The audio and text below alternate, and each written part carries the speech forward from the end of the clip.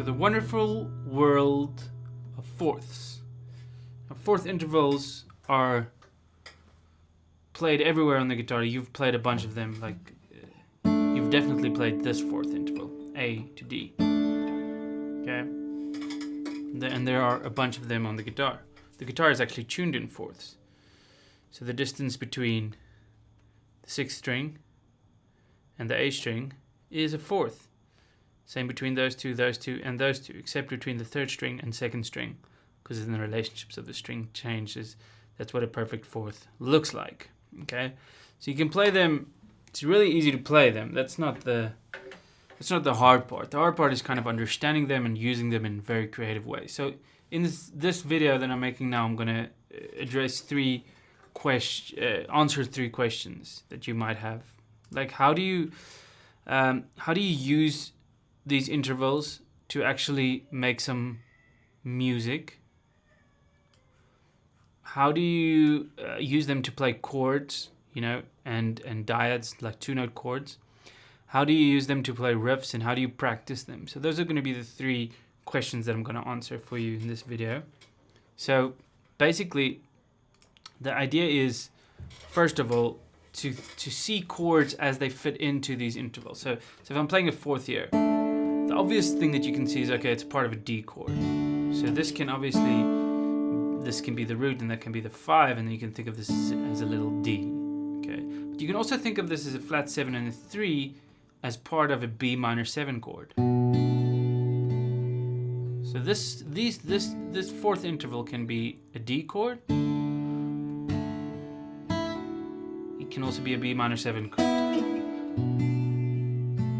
It can also be part of a B flat major 7 chord. Then it's the 7 and the 3 of the B flat major 7. So D, B minor. It can also be a G sus2, sorry.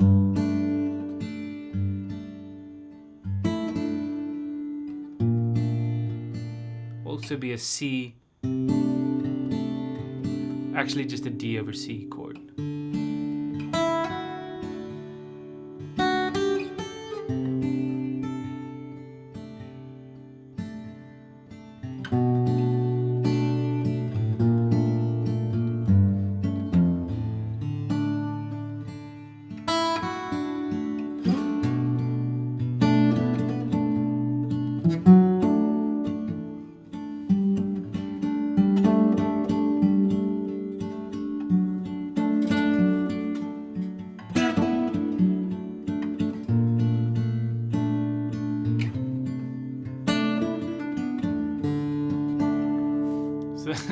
It's crazy what you can do with this, eh?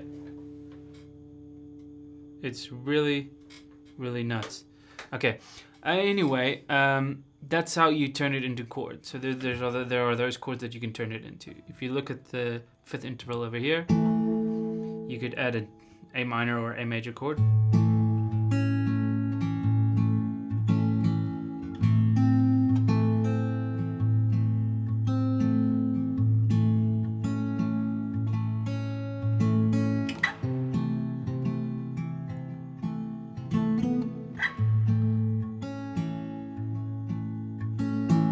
With the bass intervals, it's quite harder to make chords than to make it with the higher up 5th intervals. The higher 5th intervals give you a lot more options because you can nicely manipulate the bass. Okay, so I mean, this can also be an A chord. It can also be, what can this be? I'm lost for options now. It can be a D, D sus2.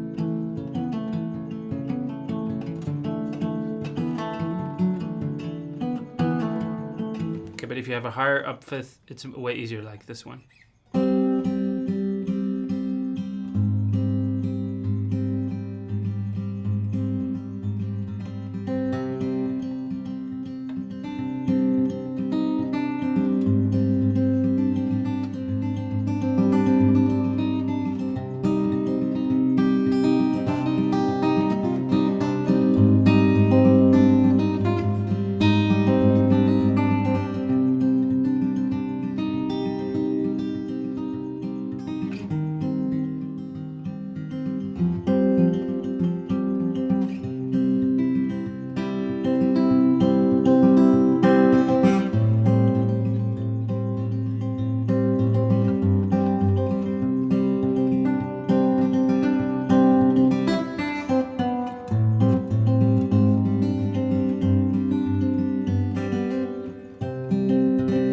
fourth intervals are actually very, very...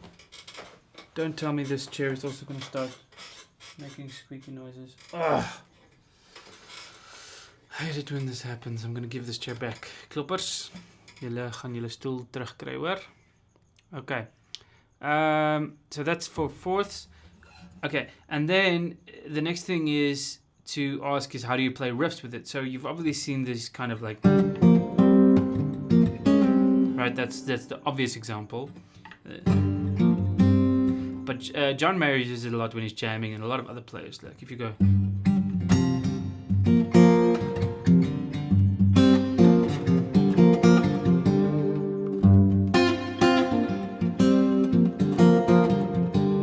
Like using it around the pentatonic scale.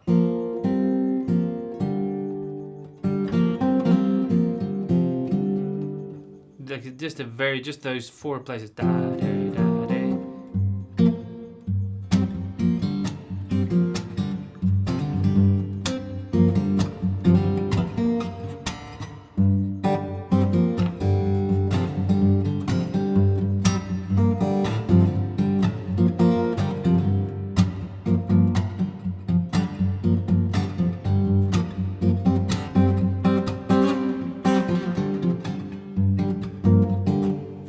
So it's quite interesting what you can do if you just take melodies that you would go.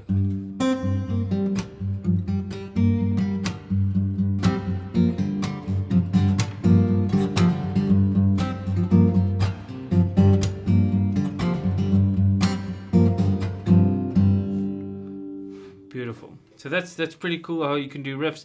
Even in other styles of music, you could go like, let's say in the key of E, and you go like, you have a melody going.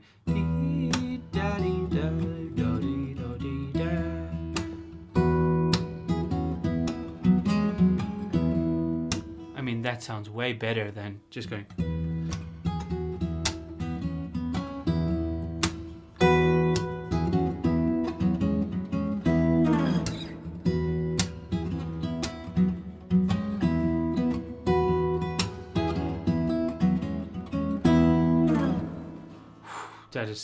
That's just very, very nice and melodic. Sounds really cool.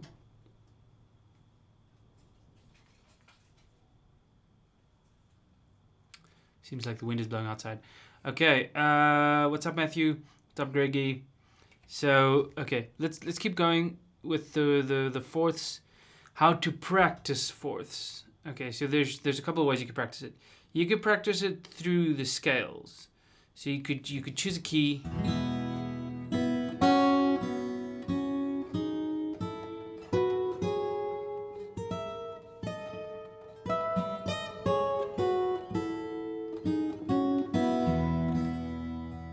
And then you could kind of play around in the scale like.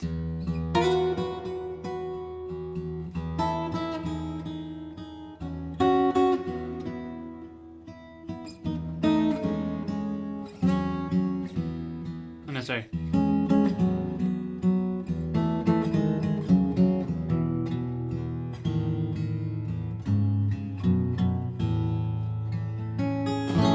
And then kind of just play like that. And yes, so just like playing through the scale, harmonizing melodies. That's another way you could practice it. Like play a melody and then try to play it using fourths. Now obviously fourths are not going to work all the time. It's just a nice device to use.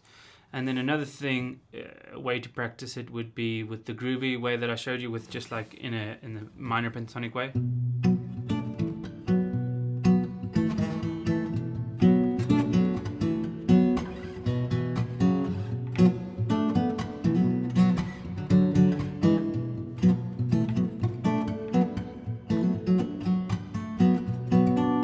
Next up, we're going to do a third workshop about thirds.